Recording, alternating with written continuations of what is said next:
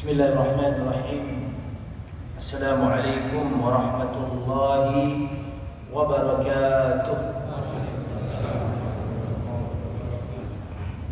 Innal hamdalillah nahmaduhu wa nasta'inuhu wa nastaghfiruh wa na'udzu billahi min shururi anfusina wa min sayyiati a'malina.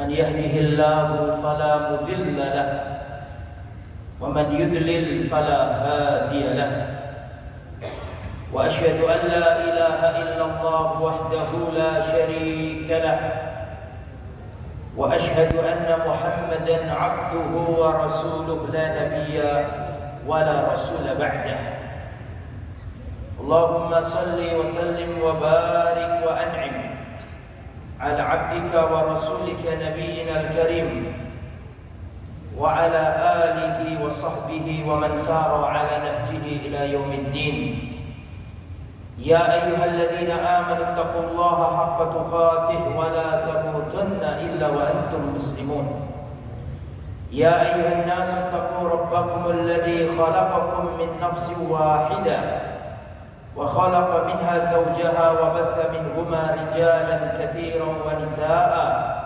واتقوا الله الذي تساءلون به والأرحام إن الله كان عليكم رقيبا يا أيها الذين آمنوا اتقوا الله وقولوا قولا سديدا يصلح لكم أعمالكم ويغفر لكم ذنوبكم ومن يطع الله ورسوله فقد فاز فوزا عظيما أما بعد فإن أصدق الحديث كتاب الله وخير الهدى هدى محمد صلى الله عليه وسلم وشر الأمور محدثاتها وكل محدثة بدعة وكل بدعة ضلالة وكل ضلالة في النار. Ma'asyiral hadirin rahimani wa rahimakumullah. Para jamaah yang dirahmati oleh Allah, alhamdulillah segala puji hanya milik Allah yang meringankan langkah kaki kita, mempermudah perjalanan kita ke tempat ini. Semoga Allah Subhanahu wa taala menjadikan perjalanan kita ke tempat ini sebagai penggugur dosa-dosa kita, mengangkat derajat kita dan menambah pahala bagi kita semua. Assalatu wassalamu ala Rasulillah, dan semoga salawat serta salam tetap tercurahkan kepada baginda Muhammad sallallahu alaihi wasallam. Rasulullah bersabda, la yashkurullah man la yashkurun nas. Tidak bersyukur kepada Allah orang yang tidak berterima kasih kepada sesamanya. Maka untuk merealisasikan hadis ini, kita ucapkan jazakumullah khairan katsiran kepada Ketua Yayasan Masjid Namira, Ketua Takmir Masjid Namira, dan seluruh jajaran pengurus. Mudah-mudahan apa yang sudah diupayakan demi tegaknya dan makmurnya masjid ini, semoga itu semua dicatat oleh Allah sebagai pemberat timbangan amal kebaikan di akhirat kelak. Para hadirin rahimani wa rahimakumullah. Pada kesempatan yang baik ini kita akan membahas salah seorang sahabat Nabi yang mulia, Abu Hurairah radhiyallahu taala anhu. Kita harus mengenal para sahabat karena mereka adalah manusia-manusia yang telah Allah jamin keridhaan kepada mereka. Allah Subhanahu wa taala berfirman dalam surat At-Taubah ayat 100, "Was-sabiqunal awwalun minal muhajirin wal ansar walladzina ittaba'uuhum bi ihsan radhiyallahu anhum wa radu anhu." Dan orang-orang yang terdahulu, yang awal-awal masuk Islam dari kalangan muhajirin dan dari golongan Al-Ansar, walladzina tabauhum, dan orang-orang yang mengikuti mereka dengan baik, radhiyallahu anhum, Allah ridha kepada mereka. Jadi para sahabat Nabi adalah generasi yang sudah distempel keridhaan. Ridho apanya? Allah ridho cara beragama mereka, Allah ridho akidah mereka, Allah ridho ibadah mereka, Allah ridho akhlaknya mereka. Maka barang siapa yang ingin mengambil suri teladan, maka hendaklah mengambil suri teladan dari para sahabat Muhammad sallallahu alaihi wasallam. Abdullah ibn Mas'ud radhiyallahu anhu pernah berkata, "Man kana minkum mustanna falyastanna biman qad mata."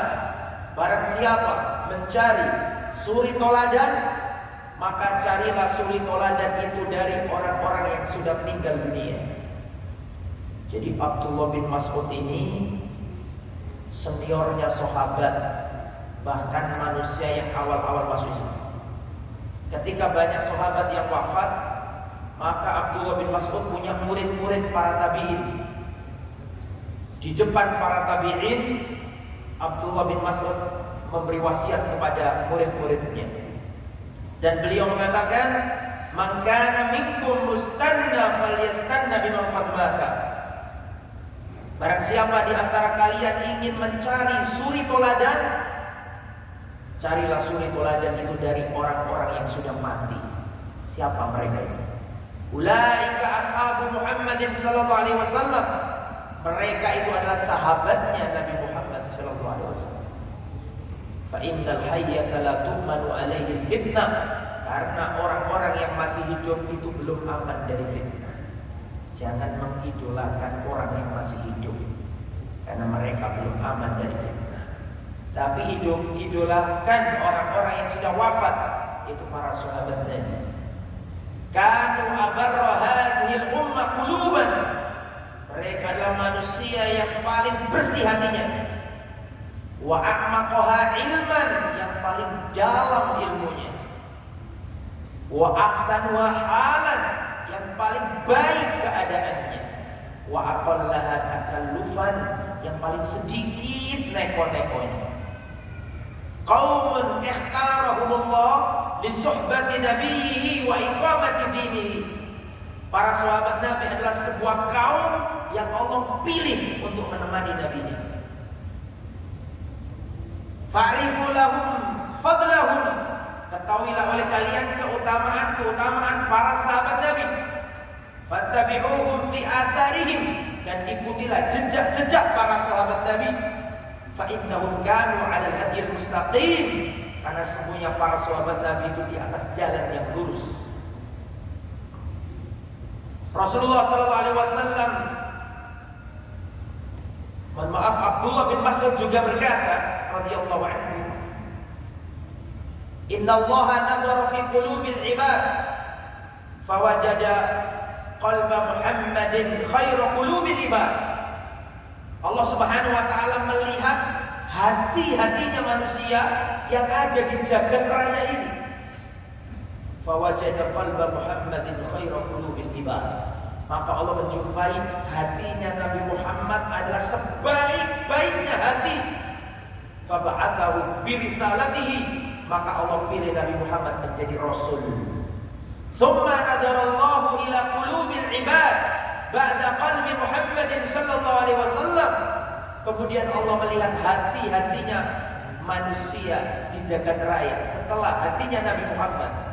Fawajada quluba ashabi Rasulillah khairu qulubil ibad. Maka Allah menjumpai hati-hatinya para sahabat adalah hati-hati yang paling baik di muka bumi. Maka Allah memilih para sahabat Nabi untuk berjuang bersama Nabi-Nya, menegakkan agama ini bersama Nabi-Nya. Maka Allah turunkan ayat dari langit memuji para sahabat. Kuntum khaira ummatin ukhrijat linnas. Kalian adalah manusia terbaik.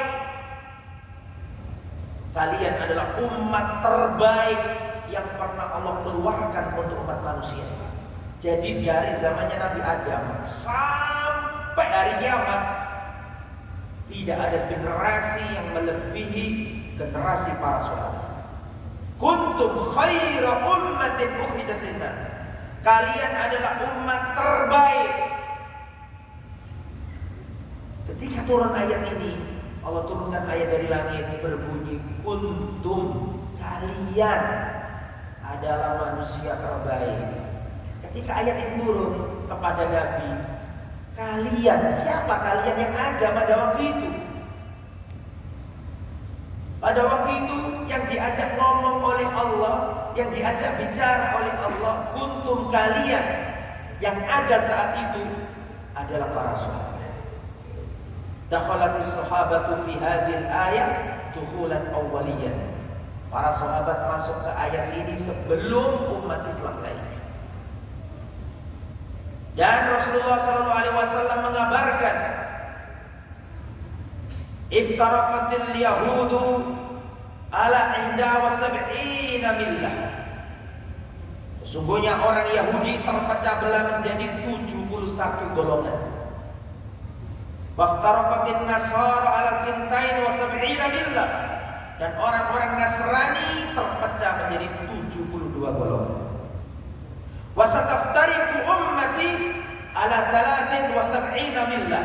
Dan umatku akan terpecah menjadi 73 golongan. Umatku akan terpecah menjadi 73 golongan. Kulluhum finnar, semuanya masuk neraka. Illa billah wahidah, kecuali golongan satu yang selamat. Rasulullah ditanya, "Man hum ya Rasulullah?" Siapakah satu yang selamat itu ya Rasulullah? Rasulullah menjawab, "Ma ana alaihi wa ashabi." Yaitu orang-orang yang tegak di atas ajaranku dan ajaran para sahabat. Rasulullah tidak menyebut merek. Rasulullah tidak menyebut yayasan tertentu, organisasi tertentu. Tapi Rasulullah menyebutkan sifat secara umum. Ma'ana alaihi wa ashabi. Siapa saja yang berjalan di atas jalanku dan jalan para sahabat. Kita beragama harus mengikuti Rasulullah dan mengikuti para sahabat. Dan Rasulullah SAW pernah berkata kepada para sahabat, "Faman ya'ish minkum ba'di fasayara ikhtilafan katsira." Barang siapa yang hidup setelah aku mati nanti, fasayara ikhtilafan katsira, dia akan melihat perpecahan yang sangat banyak. Jadi umat ini sudah dikabarkan oleh Nabi bahwa akhir zaman umat Islam akan terpecah belah. Faman ya'ish minkum ba'di fasayara ikhtilafan katsira. Barang siapa yang hidup setelah aku mati, nanti dia akan melihat perpecahan yang sangat banyak. Sudah dikabarkan Nabi. Nah, kebanyakan orang ini tidak meneruskan hadis ini di titik di situ, sehingga ya sudahlah, gimana lagi, beda, tidak apa-apa, katanya Nabi beda, tidak apa-apa. Ketika Nabi mengatakan nanti di akhir zaman umat Islam akan terpecah belah, itu Rasulullah mengabarkan bahwa akan datang menimpa umat ini penyakit. Rasulullah menyampaikan di akhir zaman akan ada penyakit menimpa umat ini. Apa itu? Perpecahan. Nah, umat Islam itu menghafalkan penyakitnya ini. Obatnya kan dihafal, penyakitnya sih dihafal. Nabi memang benar mengabarkan bahwa akhir zaman umat Islam akan terpecah belah. Ini penyakit, tapi di hadis yang sama Rasulullah memberikan obatnya. Apa kata Rasulullah? Fa'alaikum bisunnati. Kalau sudah tiba masa itu, masa umat ini terpecah belah, kata Nabi, fa'alaikum bisunnati, pegang eratlah ajaranku. Wa sunnatil khulafa'ir rasyidin al-mahdiyyin, dan pegang teguhlah ajaran para sahabatku khulafa'ir rasyidin. Jadi mengikuti ajaran dan sunnah kanjeng Nabi Muhammad SAW dan mengikuti sunnah para sahabat Nabi adalah obat yang diberikan Nabi kepada umat ini ketika umat ini akan mengalami apa? Terpecah belah. Makanya suruh balik. Sono duwe aturan gini, duwe aturan kabeh, duwe aturan dewe-dewe. Ayo balik. Tinggalkan semuanya, kembali kepada Al-Quran dan Sunnah. Patokannya kebenaran itu Al-Quran dan Sunnah. Mukadimah ibu turun nyampe nol. Nah, apa yang kita sampaikan sekarang?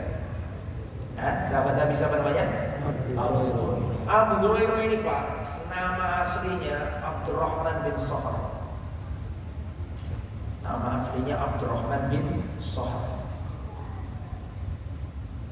Wa Abu Hurairah al-Imam, beliau adalah seorang imam, al-faqih, seorang yang faqih dalam ilmunya, al-mujtahid, seorang yang ahli ijtihad, sahibur Rasul, beliau adalah sahabat Rasulullah. Seandainya Abu Hurairah itu tidak punya keutamaan kecuali satu saja, sahabat Rasulullah, selesai, sudah mulia dia. Tapi ternyata banyak lagi keistimewaan-keistimewaannya Abu Hurairah radhiyallahu anhu.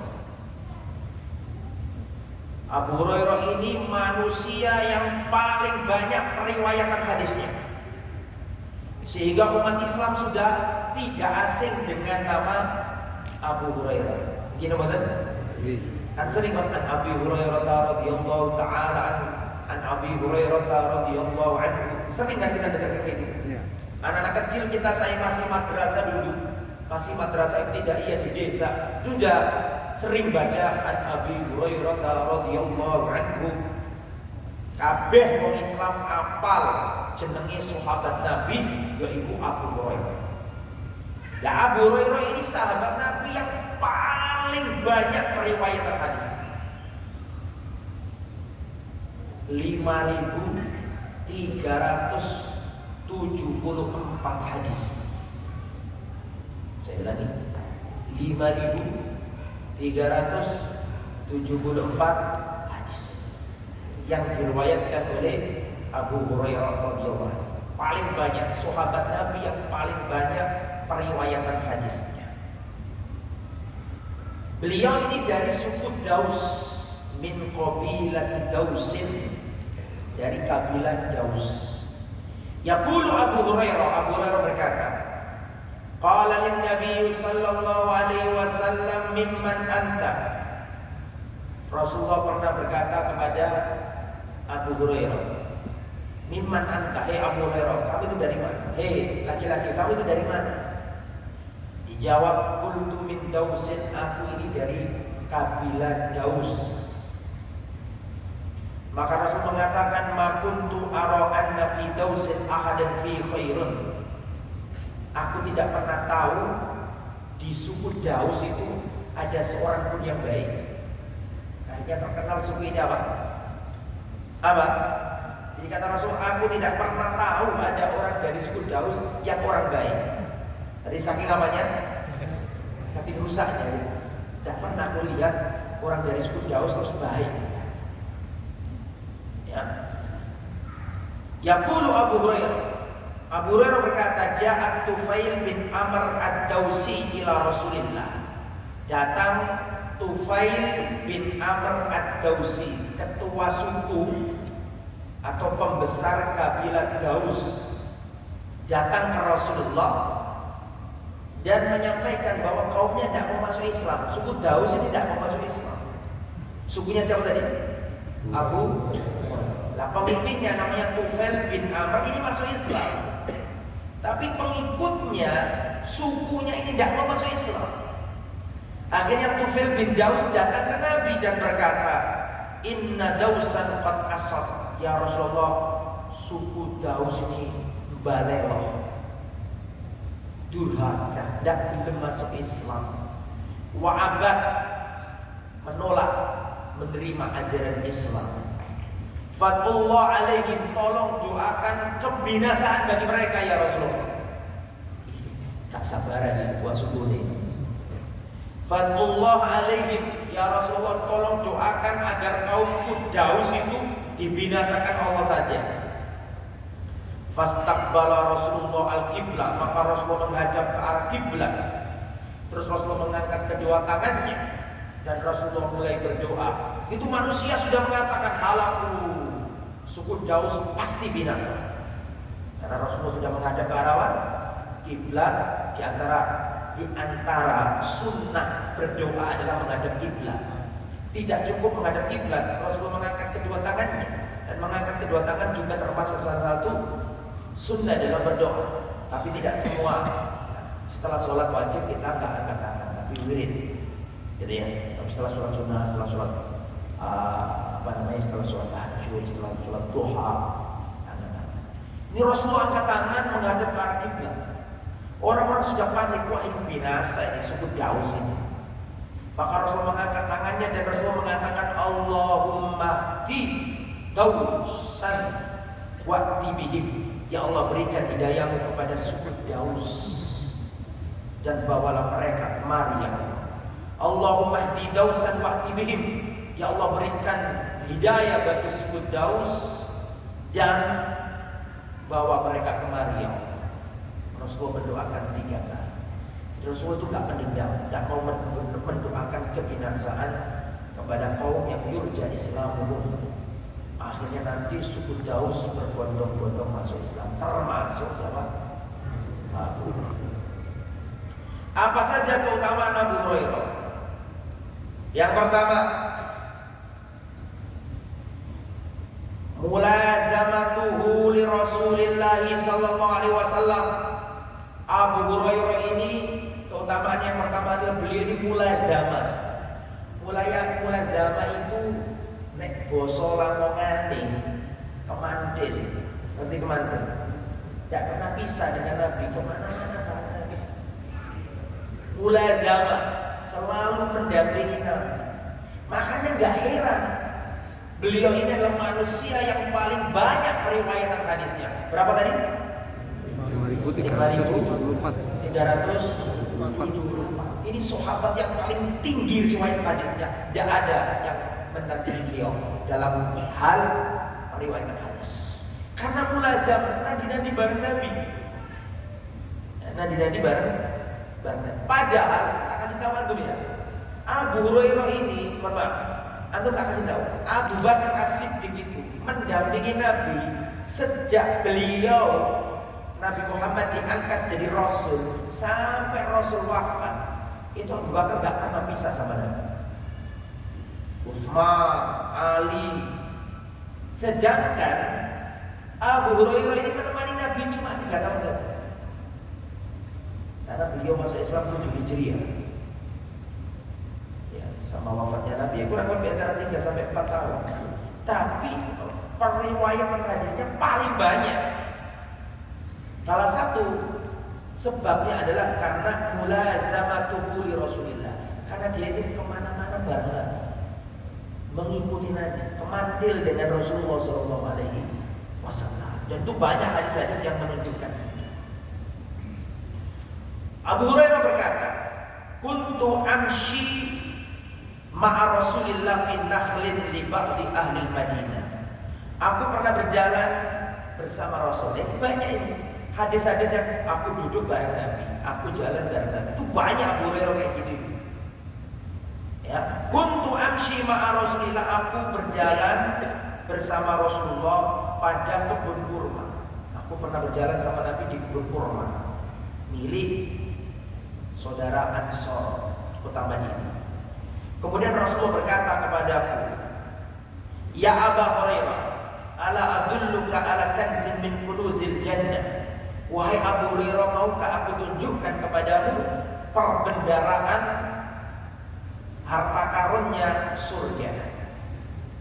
Fakultu bala ya Rasulullah. Nggih ya Rasulullah, saya mau tahu apa itu harta karun dan perbendaraan surga. Dijawab sama Nabi, perbendaraan surga adalah engkau ucapkan, yang sama nafalkan ini ya. Ini termasuk perbendaraan surga ini. Kuruz, harta karun atau perbendaraan harta berharganya surga. La haula wala quwwata illa billah. wala malja'a minallahi illa ilaihi. Silakan dicatat dan diamalkan. Saya ulangi ya. La haula wala quwwata illa billah. Hal itu mah semuanya hafal, ya kan? La haula wala quwwata illa billah. Terus kelanjutannya wala malja'a minallahi illa ilaihi. La malja'a minallahi illa ilaihi. Saya ulangi. La haula wala quwwata illa billah. Wala malja'a minallahi illa ilaihi. Tidak ada daya dan kekuatan kecuali dengan Allah, dan tidak ada yang selamat dari murka Allah kecuali dengan kembali kepada Allah. Itu artinya tidak ada daya dan upaya kecuali milik Allah. Kemudian tidak ada keselamatan dari murka Allah kecuali kembali kepada Allah. Itu artinya. Itu sampai baca itu. Itu para bendaraan surga itu. La gimana tadi? Saya ulangi. La haula. Semuanya. La haula wala quwwata illa billah. Wala malja'a minallahi illa ilaihi. Itu perbendaharaan surga. Sampai hafalkan itu. Tsumma masya sa'atan. Kemudian kami berjalan sama Rasul. Terus Rasulullah ngomong lagi, ya Abu Hurairah, hal tadri ma haqqun nasi 'ala Allah wa ma haqqullahi 'alan nas? Hei Abu Hurairah, apakah kamu tahu apa hak manusia atas Allah dan apa hak Allah atas manusia? Qultu, maka Abu Hurairah menjawab, Allahu wa rasuluhu a'lam. Allah dan Rasulnya yang lebih tahu. Jadi Abu Hurairah ditanyain Nabi, hei Abu Hurairah, kamu tahu nggak apa haknya Allah yang harus dilakukan manusia dan apa haknya hamba yang akan diberikan oleh Allah? Abu Hurairah jawab, Allahu wa rasuluhu a'lam. Allah dan Rasulnya yang lebih tahu. Ini salah satu metode Rasulullah. Rasulullah itu ya jamaah seneng kalau ngajari seseorang itu lewat pertanyaan. Rasulullah kan bisa saja ngomong sama Abu Hurairah, Abu Hurairah, haknya Allah itu begini begini. Abu Hurairah, haknya manusia itu begini begini begini. Kan bisa saja Rasulullah langsung ngomong kayak gitu. Tapi Rasul tidak mau. Rasulullah memakai metode pertanyaan. Mengapa? Orang itu kalau ditanya, maka dia akan memikirkan jawabannya. Betul?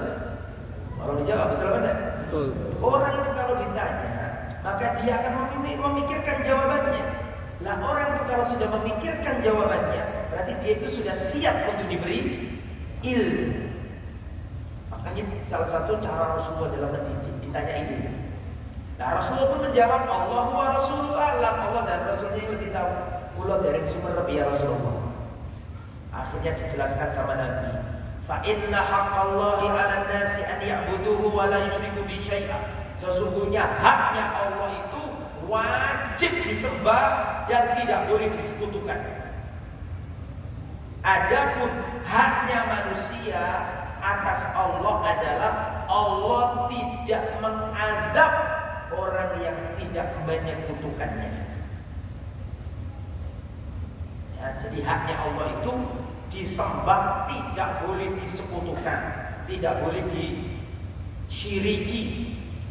Itu haknya Allah. Adapun haknya manusia, Allah tidak mengadab manusia yang manusia itu tidak menyekutukan Allah. Selama sampai gak ngelakoni kesyirikan, selama panjenengan menyekel tauhid, memegang tauhid, pasti diselamatkan Allah Subhanahu wa taala. Perhatikan. Sudah pernah saya sampaikan di kesempatan yang lalu. Di dalam Al-Quran itu ada satu ayat yang ayat ini juga diturunkan kepada nabi-nabi sebelum Nabi Muhammad. Di dalam Al-Quran ada ayat yang ayat ini dulu juga diturunkan pada kitab-kitab selain Al-Quran. Satu ayat ini ada di Taurat, satu ayat ini ada di Zabur, satu ayat ini ada di Injil, satu ayat ini ada di kitab-kitab para nabi yang terdahulu. Dan di dalam Al-Quran ada satu ayat yang ini pernah diturunkan kepada Nabi Nuh, Nabi Ibrahim, Nabi Ishak, Nabi Musa, Nabi Yakub. Nabi boleh berganti, tapi ada satu ayat Al-Quran yang tidak pernah Allah ganti. Kitab suci datang sini berganti, tapi ada satu ayat yang tidak pernah Allah ganti. Apapun nama kitab sucinya, ayat ini selalu ada. Siapapun nabinya, ada ayat yang selalu diturunkan ke nabi tersebut. Ayat apa ini? Pernah sampai. Cuma Allah nggak gitu. Surat apa?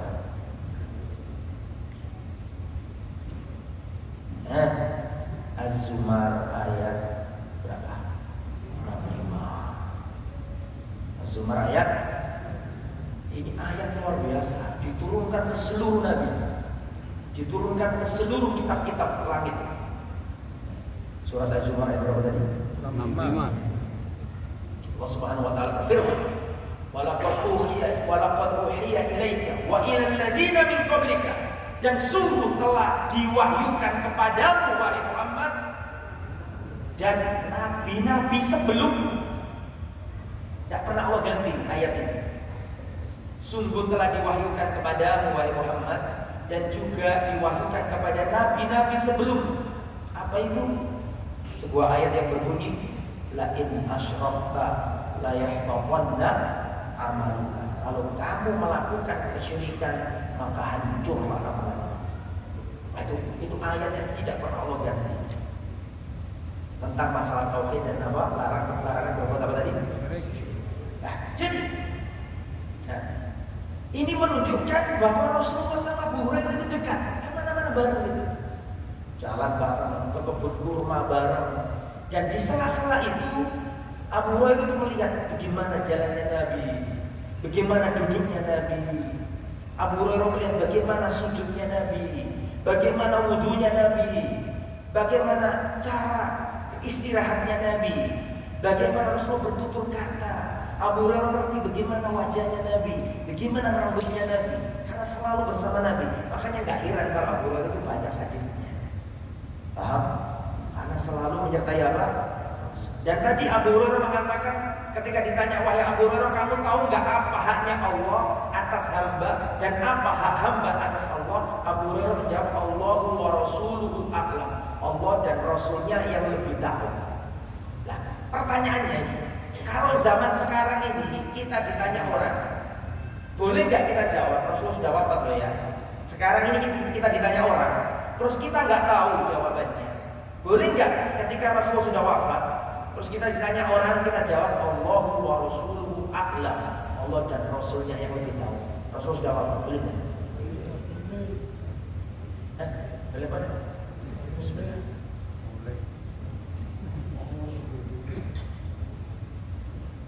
Rasulullah kan, Abu Hurairah ngomong gitu tadi, kan Rasulullah masih hidup, betul? Betul benar?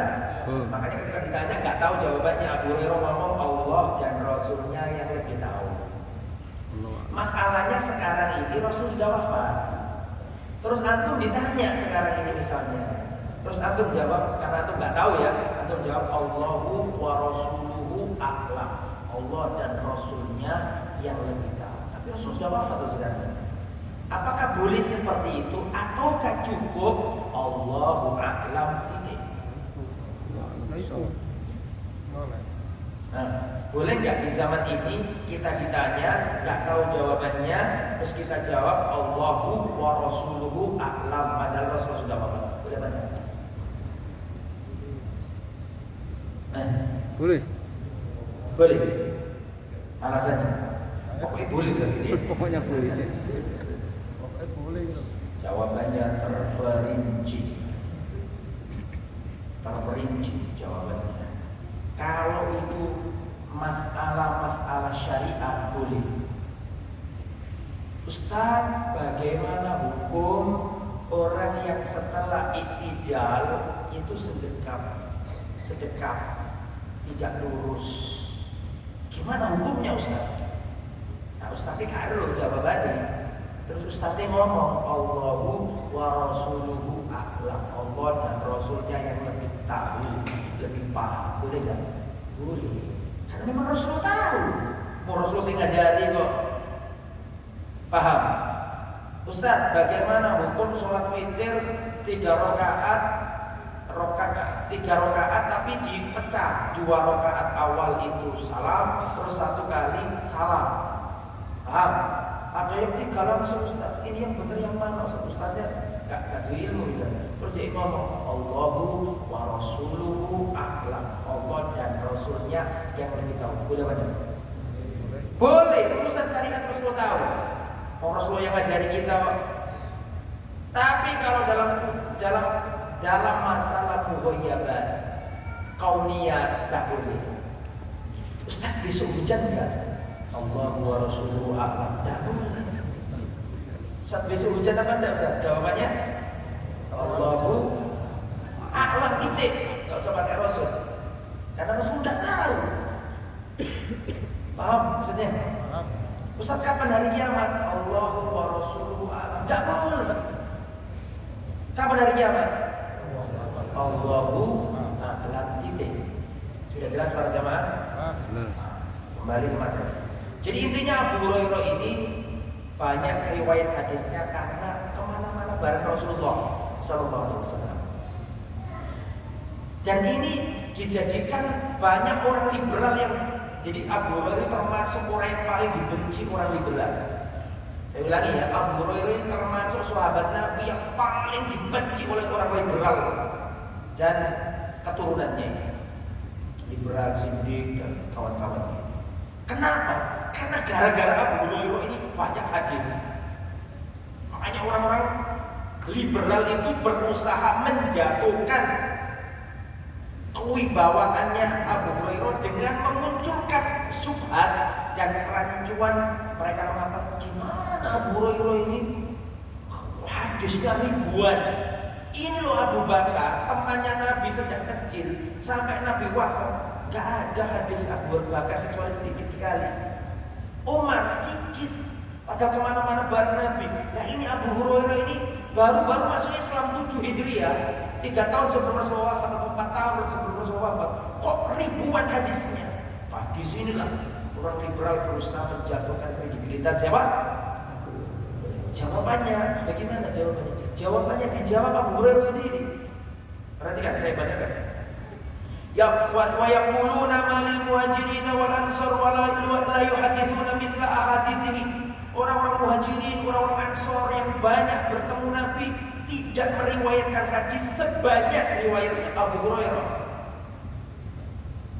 Lalu kenapa Abu Hurairah yang cuma 3 tahun, 4 tahun kok seakan-akan yang mau menguasai hadisnya Nabi? Kata Abu Hurairah, wa inna ikhwani minal muhajirin kana yashghuluhum as-safqu bil aswaq. Saudara-saudara kami muhajirin sibuk di pasar. Karena muhajirin itu dari Mekah ke Madinah enggak bawa apa. Sedangkan mereka enggak bisa cocok tanam. Karena Mekah itu enggak ada orang Mekah jadi petani itu enggak ada. Paham? Orang Mekah itu dagang. Karena di sana tanahnya enggak bisa digunakan untuk apa?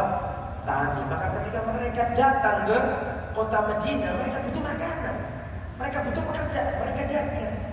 Adapun saudara-saudaraku Ansor, mereka itu tuan tanah, penduduk asli kota Madinah, paham?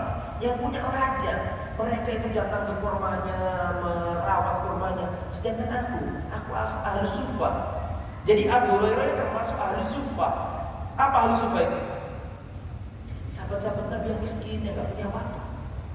Bahkan rumahnya ngemper di mana? Ngemper di mana? Ngemper di masjid. Gak punya rumah bro itu. Jadi gak ada pekerjaan lain kecuali menemani Nabi. Maka beliau mengatakan, fa inna ikhwani minal ansor kana yashghaluhum amalu amwalihim. Saudara muhajirin sibuk-sibuk mereka untuk berdagang. Adapun sahabat Ansor, mereka sibuk dengan harta mereka, datang ke ladang mereka, datang ke pertanian mereka. Amma ana, adapun aku, fakuntu umro'an miskinan. Aku orang miskin, gak punya apa-apa. alzamu Rasulullah, aku kemana-mana bareng Nabi, kata beliau. Wa ala bil ibadni wa akhduru khina yaghibun, aku menemani Nabi ketika seluruh sahabat tidak ada di sisi Nabi, dan aku memahami apa yang dibacakan Nabi yang dilalaikan oleh sahabat-sahabat yang lain. Karena selalu bersama Abu Hurairah ini ashabus sufa, miskin, tidak punya apa-apa. Kemudian suatu saat dia ini kelaparan, lapar luar biasa, dan mau minta-minta nggak bisa. Karena para sahabat itu nggak punya mental apa? Minta-minta. Saking laparnya sampai akhirnya dia itu pingsan, bahkan pura-pura pingsan. Tujuannya supaya dikasih makan. Pura-pura pingsan, dikira kena jin. Datanglah sahabat di ruqyah, alhamdulillah. Padahal itu enggak apa?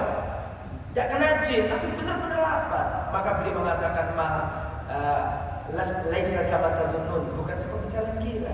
Inna ma hadza minal ju', aku seperti ini karena kelaparan. Baru dikasih makan sama sahabat.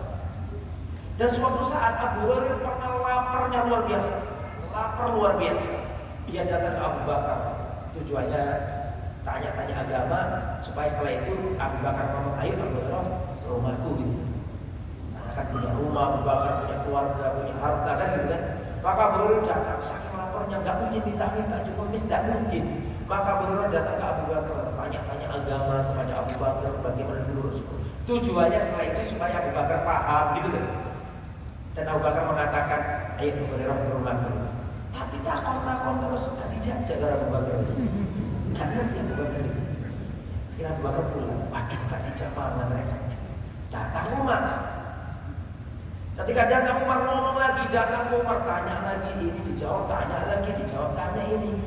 Kok gak dijajak ya? Kok gak diajak-ajak ke rumahnya? Sampai Umar pun tidak paham. Maka terlilit kelaparan ini sampai datanglah Rasulullah. Abu Hurairah datang. Rasulullah tahu ini bocah ini keleson ini keleson. Akhirnya apa yang terjadi nih? Ayo Abu Hurairah datang ke rumah. Datang. Sampai di rumahnya Nabi, alhamdulillah pada waktu ada satu bejana susu. Ketika susu itu di hadapan Abu Hurairah, Abu Hurairah rasanya alhamdulillah ya Allah. Tapi ternyata Rasulullah nggak ngomong gitu. Rasulullah ngomong gini, Abu Hurairah, tolong panggilin teman-teman ashabus sufa. Semuanya bawa ke sini. Abu Hurairah itu batin. Ini ceritakan di kitab ini. Abu Hurairah batin. Lah ya Rasulullah, kok ya aku suruh minum dulu. Harus setelah itu aku apa? Panggil teman-teman ashabus sufa. Tapi karena para sahabat tidak berani bantah Nabi, berangkat Abu Hurairah. Maka dipanggil seluruh ashabus sufa ini, orang-orang miskin yang ada di pinggiran Masjid Nabawi, disuruh datang ke rumahnya Nabi. Itu pun Abu Hurairah paling-paling nanti aku yang bagian apa? Minum di luar. Ternyata enggak. Ternyata Rasulullah tolong ya Abu Hurairah dibagikan ke teman-teman. Kita jangan minum. Terus sampai ngelongso deh. Dibagikan satu persatu sampai semuanya kenyang semuanya, baru sisa. Rasulullah langsung ngomong, wahai Abu Hurairah, tidak ada sisa sekarang kecuali aku dan diri. Baru diminum Rasul dan siapa? Abu Hurairah. Itu semuanya menunjukkan bahwa Abu Hurairah ini dekat dengan Rasulullah Shallallahu Alaihi Wasallam. Itu baru keutamaan yang pertama. Jadi intinya Abu Hurairah dekat sama Nabi. Abu Hurairah ada di saat seluruh sahabat Nabi tidak ada. Ya. Kemudian selanjutnya, di antara keutamaan Abu Hurairah adalah semangatnya dalam mencari ilmu. Sampai-sampai Abu Hurairah ini pernah bertanya kepada Rasul pertanyaan yang tidak pernah ditanyakan oleh sahabat manapun. Bagaimana ceritanya? Begini. Qala Abu Hurairah datang ke Nabi terus bertanya, "Ya Rasulullah, man as'adun nasi bi syafa'atika yaumal qiyamah?" Ya Rasulullah, siapakah manusia yang paling bahagia mendapatkan syafaatmu pada hari kiamat? Rasulullah mikir, "Ndak ono sahabatku sing takon koyo ngene." Jadi Abu Hurairah datang ke Nabi dan bertanya, "Ya Rasulullah, man as'adun nas bi syafa'atika yaumal qiyamah?" Ya Rasulullah, siapakah manusia yang paling bahagia, paling beruntung mendapatkan syafaatmu pada hari kiamat? Maka Rasulullah menjawab, "Laqad dhanantu ya Aba Hurairah alla yas'alani an hadzal hadis ahadun awwal minka." Sudah aku duga, wahai Abu Hurairah, tidak ada yang pertama kali menanyakan hadis ini kepadamu kecuali dirimu. Jadi Rasulullah sudah punya dugaan, paling nanti yang tanya pertama kali siapa? Abu Hurairah. Lima ra'aitu min hirsika 'ala hadis, karena aku tahu betapa semangatnya dirimu dalam mendapatkan hadis. Akhirnya dijelaskan sama Nabi, "As'adun nasi bi syafaati yaumal qiyamah man qala la ilaha illallah khalisan min qalbihi." Dijawab sama Nabi, orang yang paling bahagia mendapatkan syafaatku pada hari kiamat adalah orang yang mengucapkan la ilaha illallah, tiada yang berhak disembah kecuali Allah. Tak cukup dengan lisannya, khalisan min qalbihi, harus tulus murni jernih dari hatinya, enggak boleh ada kesyirikan. Intinya itu tegak tauhid, tidak melakoni syirik, itu intinya syafaat. Kalau enggak melakukan, kalau tidak menegakkan tauhid, enggak mungkin dapat syafaat. Karena tauhid itu syarat mutlak orang itu dapat syafaat. Tanpa tauhid enggak bisa dapat syafaat. Ada pamannya Nabi yang cinta sama Nabi, membela Nabi, merawat Nabi sejak kecil. Siapa ini? Abu Thalib. Abu Thalib ini merawat Nabi sejak kecil, ngasih nafkah Nabi, mencintai Nabi, membackup Nabi, melindungi Nabi. Bahkan yang pasang badan ketika kafir Quraisy mau melukai Nabi. Luar biasa nih Abu Thalib ini kecintaannya kepada Nabi. Maka di akhir hayatnya, di gerbang pintu kematian, hampir mati, maka Rasulullah bergegas pengen agar pamannya ini masuk Islam. Maka Rasulullah mengatakan, "Ya ammi, qul la ilaha illallah kalimatan asyhadu laka biha indallah yaumal qiyamah." Paman, ucapkan la ilaha illallah, sebuah kalimat yang aku akan membelamu pada hari kiamat. Paman, ucapkan paman. Disaut sama Abu Jahal, "Ya Abu Thalib, atarghabu an millati Abdul Muttalib." Hei Abu Thalib, apakah kamu itu benci dengan ajaran bapakmu Abdul Muttalib? Apakah kamu akan meninggalkan ajaran bapakmu Abdul Muttalib dan ikut ajaran ponakanmu yang baru ini? Bingung Abu Thalib. Ketika Abu Thalib bingung, diulangi lagi sama Nabi, "Ya ammi, qul la ilaha illallah." Paman, ucapkan la ilaha illallah paman sebelum terlambat. Kalimat yang apabila engkau mengucapkannya paman, aku akan membelamu pada hari kiamat. Diulangi lagi sama Abu Jahal, "Ya Abu Thalib, atarghabu an millati Abdul Muttalib." Hei Abu Thalib, apakah kamu itu benci sama ajarannya Abdul Muttalib bapakmu sendiri? Tadi ini loh cerdasnya Abu Jahal. Abu Jahal itu bapak kebodohan, tapi aslinya cerdas dia. Tapi bodoh, tapi cerdas. Tapi aslinya bodoh. Makanya orang kafir itu manggil Abu Jahal dengan Abul Hakam. Orang kafir itu manggil Abu Jahal dengan Abul Hakam, bapak kebijaksanaan. Di saat itu ada titik poin yang dipakai oleh Abu Jahal untuk menyesatkan Abu Thalib, yaitu apa? Nenek moyang, bukan ekonomi. Hei Abu Thalib, kalau masuk Islam nanti melarat kamu, tidak mau gitu. Hei Abu Thalib, nanti kalau kamu masuk Islam, nanti kamu sholat jejer sama Bilal Buddha, kamu mau kan? Dari sosial, ya kan? Ya. Tetapi yang diincar dan dijadikan alasan oleh Abu Jahal adalah masalah nenek moyang, ajaran Mbah Buyutku. Makanya di antara faktor orang itu sulit dapat hidayah adalah fanatik dengan ajaran Mbah Buyut. Makanya itu Abu Jahal ngomong gitu, atarghabu an millati Abdul Muthalib, apakah kamu itu benci dengan ajaran bapakmu Abdul Muthalib? Bego.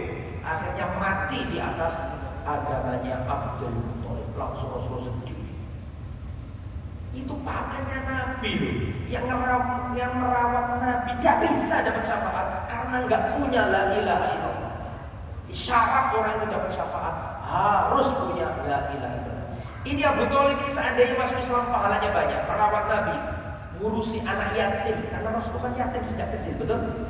Yatim piatu Rasulullah itu diramut, dirawat oleh Abu Thalib, disayangi. Dan Abu Thalib itu Pak mengerti bacaan Al-Quran langsung dari lisannya Nabi. Dan Nabi itu kalau baca Quran paling merdu sedunia. Rasulullah itu akhlaknya baik, Rasulullah perangannya baik, jujur, ganteng, suaranya enak, kabeh api. Dan Abu Thalib ngerti kabeh, tapi gak iso masuk Islam karena fanatik terhadap ajaran golongan mbah buyutnya dia. Nah itu, jadi gak bisa, harus tauhid.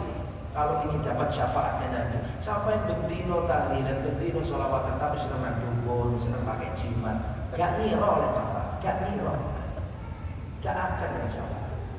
Sampai senang sholawatan, senang tahlilan, tapi sampai sih senang percaya klenik-klenik, cek percaya nyibelorong, percaya tuyul, percaya pelarisan, percaya jimat, percaya nek hamil kok mateni tikus nanti anaknya koyo tikus misalnya.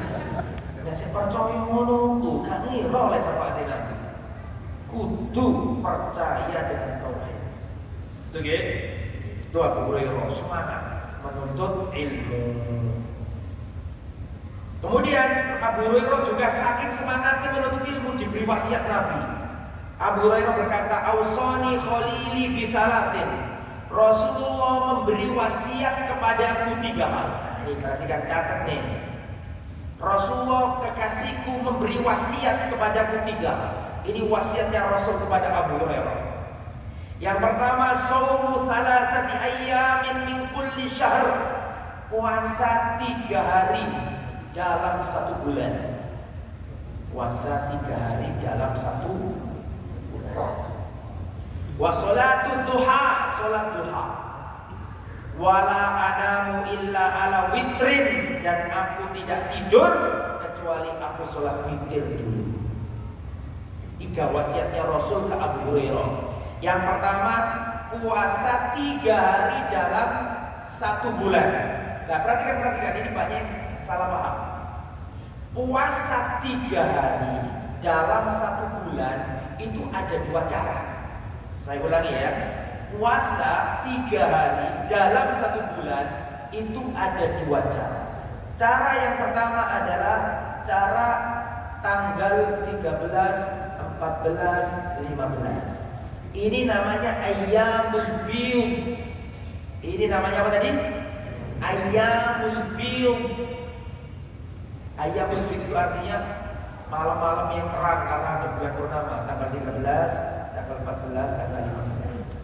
Atau cara yang kedua, tidak mesti ayyamul biyum.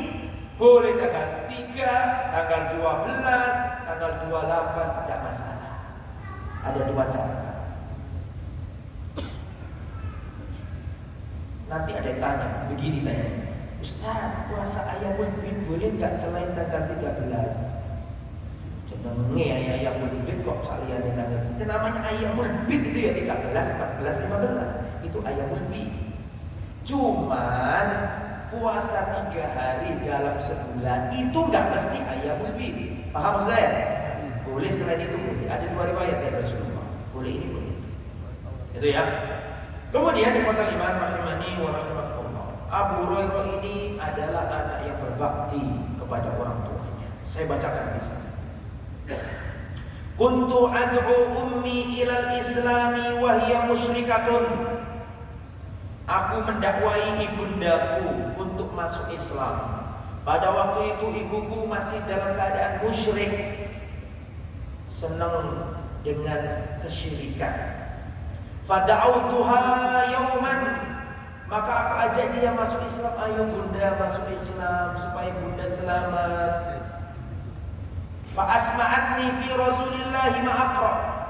Tapi ibunda menolak, tidak mau masuk Islam, bahkan menyebut kejelek-kejelekan kepada Rasul. Maka aku sedih, aku nangis. Fa'ataitu Rasulullah wa ana abki, aku datang ke Rasulullah sambil berderai air mata karena ibuku enggak mau masuk Islam. Wa qultu ya Rasulullah inni kuntu ad'u ummi ila al-Islam fata'ba alayya. Ya Rasulullah, aku dakwah ibundaku supaya dia selamat masuk Islam. Fata'ba alayya, tapi dia enggak mau masuk Islam. Fada'autuha al-yawma fa asma'atni fika ma akrah. Pada suatu hari aku dakwai dia untuk masuk Islam, aku ajak dia masuk Islam, tapi dia mengucapkan ucapan sampai aku mendengar ibundaku itu mencela-cela dirimu. Fatullah an yahdiya umma Abi Hurairah. Maka tolong ya Rasulullah, doakan ibundaku. Maka Rasulullah berdoa, Allahumma hdi umma Abi Hurairah. Ya Allah, berikan hidayah kepada ibunya Abu Hurairah. Rasulullah itu bukan mendendam. Ketika dilapori, ya Rasulullah, ibu itu suka melok-melok dirimu.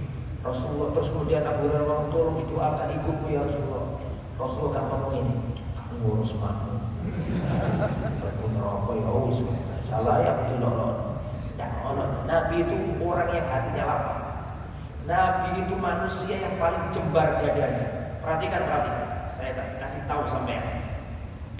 Ketika Nabi Musa diangkat pertama kali jadi Rasul, Nabi Musa diperintahkan oleh Allah untuk idhab ila Fir'aun, pergilah ke Fir'aun, dakwailah Fir'aun. Ketika Nabi Musa mendapatkan titah pertama, perintah pertama untuk datang ke Fir'aun dan mendakwai Fir'aun, maka di saat itulah Nabi Musa berdoa pertama kali. Tahu nggak doa pertama kali? Doanya Nabi Musa ketika diangkat jadi Rasul. Kemudian kita sebut doa Rabbi shrah li sadri wa yassir li. Itu doanya Nabi Musa pertama kali ketika beliau mendapatkan titah untuk berdakwah kepada siapa? Rabbi shrah li sadri. Ya Allah, lapangkan dadaku. Jadi nek awakmu gak jembar dodomu ojo dadi dai. Jadi loro ati. Terus kok sudah dai. Paham ya? Harus jembar dada itu. Kalau jadi dai, tidak hanya dai, semua orang kecimpung dalam dakwah. Sampai pulang ngomong nang bojone sampean, "Dek, ayo ngaji, Dek." Cek ngerti tak aja. Kadang sampai tiba itu ojo ngaji gak beduwe. Misalnya itu carane itu sama kudu korban kayak orang duwe sing ngangge berbaji.